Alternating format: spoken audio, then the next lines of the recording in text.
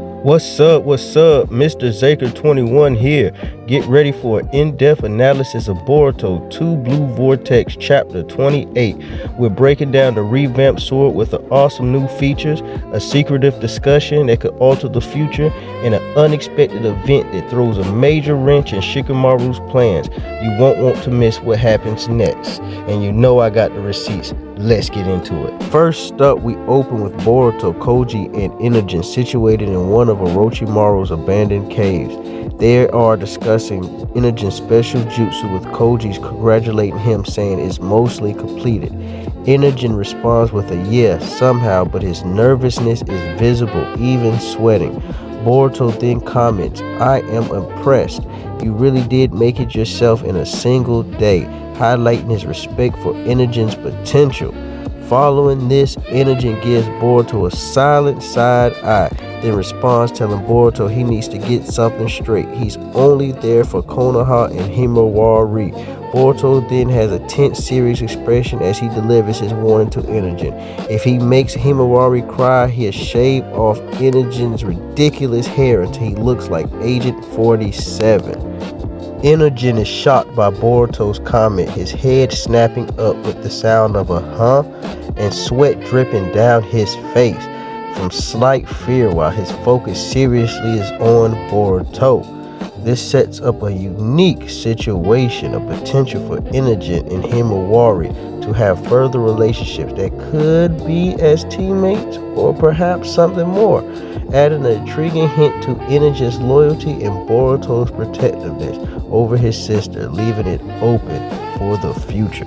Mitsuki enters the interrogation room. Konohamaru and Sai are sitting in the room with a higher-up sitting nearby. Sai, ever observer, has noticed something fishy going on with Konohamaru. He immediately chimes in, requesting the comms history between Konohamaru and any third parties over the last few minutes, which a couple of minutes later, they chime back in that the class comm on file was his check-in last night, which puts Sai in a dilemma between his previous relationships or his loyalty to the Leaf Village. Then we transition to Boruto and Sumere's meeting since she received his blade. He is getting his repaired sword back from Sumere and she's telling him about his new features. Apparently the materials are the same, but the design has been totally optimized for strength and cutting power, except for the guard, which they left the same, probably as a memorial to Sasuke. And get this, the sword constantly absorbs a tiny bit of Boruto's chakra, allowing him to automatically use his Uchiha blade jutsu Hagoromo. It's not much, but it's noticeable, allowing Boruto to be more versatile. And Sumere also continues to explain to Boruto that his sword has fail-safes, and only him, Sumere, and Sasuke are registered, and if any other person touch his sword, they will lose a significant amount of chakra. She then goes to explain she compounded a special material into his sword as well.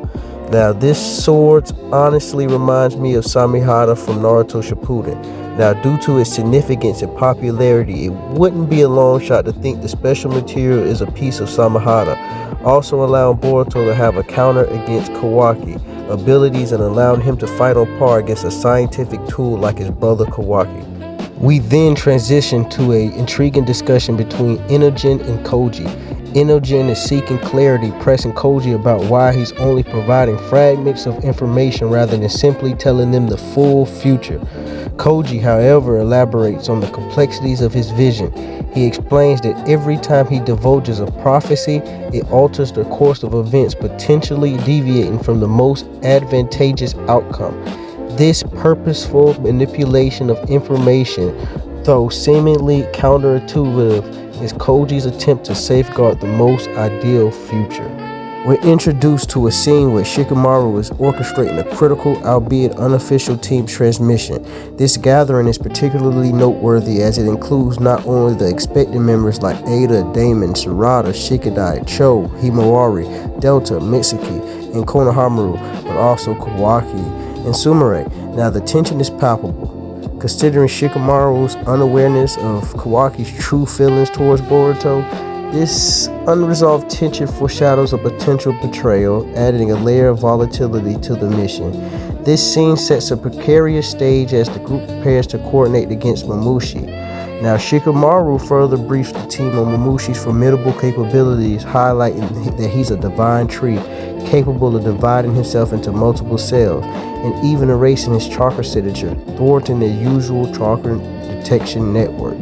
He then explains that the newly learned Energen Jutsu could contrast it with regular transmission, where everyone connected as a receiver utilizes echolocation-like waves to pinpoint the Senju and Mamushi. It's a distinctive ability, but it raises the question, why not utilize Himawari's Byakugan? Now, I'm eager to see how this unique ability plays out in this upcoming battle. What are your thoughts on this move? Then we transition to the next panel. We see Mamushi wandering the village, humorously asking citizens if they've seen Ada. Surprisingly, this doesn't last long, as it immediately followed by Energen detecting and locating Mamushi's clones. Already in the village, Boruto immediately takes action, which frustrates Shikamaru as it's several days earlier than forecast. Koji adds that fate has already started to shift. This prompts a reflection on how multiple people knowing about something can alter its trajectory. A unique point. In contrast, Kawaki remains passive, focused on his support role of being ready when needed. We then swap over to Ada, who feels nauseous knowing Mamushi is after her, while Damon valiantly promised to protect her, setting up his first battle.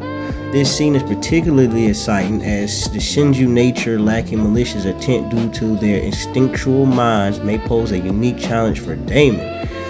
Shikamaru further instructs Sarada, Cho, and Himawari that their forces must be organized, as he will likely be spread thin and they need to be ready in their designated locations. He reiterates this as Kawaki, telling him to stay available and prepared. The scene then cuts back to Mamushi still wandering the village in search of Ada, growing increasingly agitated, eventually stating they couldn't destroy the buildings, but they could kill all the civilians. This declaration caused the villagers to panic as they realize there's more than one Mamushi, and they start to piece the situation that they're in together. We then transition to a wide shot of a scene, the focus being on Boruto effortlessly appearing behind Mamushi. The civilians in the background immediately lock their gaze on him, their faces filled with a mix of fear and astonishment, creating a palpable tension. Boruto, with a calm, almost unreadable expression, smoothly unsheathes his sword. He moves with effortlessly grace, his movement precise and powerful as he cuts through Mamushi's dual Rinnegan and chops him into multiple pieces. Mamushi, though damaged, appears unfazed, his gaze locked on Boruto with a hint of curiosity rather than fear. He swiftly unleashes 3 more clones to attack Boruto, who remains equally unfazed, merely preparing himself for the oncoming assault. The civilians' attention is now solely on Boruto, now threatening to notify the police, emphasizing the fear and panic that has gripped them, even after hearing Mamushi's intentions, which is weird but a notable feat of Ada's, suggesting her ability strength is possibly stronger than previously understood.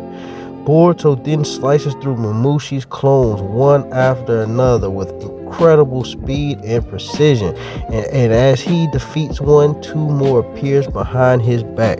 Switching to the next panel, where the 2 Mamushi clones stop mid-stride and unleash a powerful fire-style jutsu, engulfing the street and buildings. Boruto dodges the attack. The script highlights the uniqueness of this, as fire style was previously associated with Hidari, suggesting all members are capable of various chakra natures. The Mamushi clones then have an eternal turmoil, realizing they missed Boruto and destroyed the street and set the buildings on fire.